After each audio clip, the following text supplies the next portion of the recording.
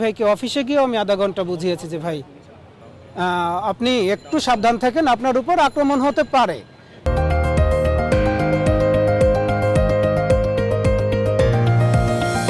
হাদি সহ জুলাই যোদ্ধাদের উপর হামলার আগাম তথ্য ছিল, তবুও কেন ব্যবস্থা নেয়নি সরকার? ইনকিলাব মঞ্চের মুখপাত্র শরীফ ওসমান হাদি এবং শীর্ষস্থানীয় কয়েকজন জুলাই যোদ্ধার উপর হত্যার উদ্দেশ্যে হামলার আগাম সুনির্দিষ্ট তথ্য সরকারকে জানানো হয়েছিল, এমন গুরুতর অভিযোগ উঠছে সংশ্লিষ্ট মহলে।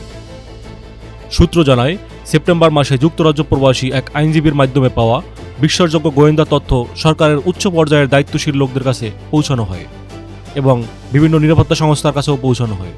ওই তথ্যে হাদির পাশাপাশি জাতীয় নাগরিক পার্টির দক্ষিণ অঞ্চলের সংগঠক হাসনাত আবদুল্লাহ এবং এবি পার্টির সাধারণ সম্পাদক ব্যারিস্টার আসাদুজ্জামান ফুয়াদের নামও ছিল টার্গেট কিলিংয়ের তালিকায়। এমনকি খোদ ওসমান হাদি নিজেও ফেসবুক পোস্টে একাধিকবার প্রাণনাশের হুমকির কথা প্রকাশ করেছেন। এরপরও কার্যকর কোনো প্রতিরোধমূলক ব্যবস্থা নেওয়া হয়নি বলে অভিযোগ উঠেছে। এ বিষয়ে ব্যারিস্টার ফুয়াদ বলেন, নির্ভরযোগ্য সূত্রের তথ্য সরকারকে জানানো হলেও বাস্তবে কোনো পদক্ষেপ দেখা যায়নি।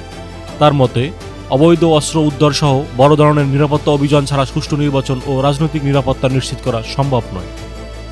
এদিকে সরকারের পক্ষ থেকে বডিগার্ড নেওয়ার প্রস্তাব দেওয়া হলেও মাঠ পর্যায়ে রাজনীতির কারণে তা গ্রহণ করেনি সংশ্লিষ্টরা। হাদির উপর হামলার ঘটনায় বিদেশে থাকা ভাড়াটে সন্ত্রাসীর সংশ্লিষ্টতার আশঙ্কা করছে পুলিশ। অভিযুক্ত একজনকে ধরতে অভিযান চলছে, তবে এ বিষয়ে স্বরাষ্ট্র মন্ত্রণালয় ও পুলিশের শীর্ষস্থানীয় কর্মকর্তাদের পক্ষ থেকে এখনও স্পষ্ট কোনো বক্তব্য পাওয়া যায়নি।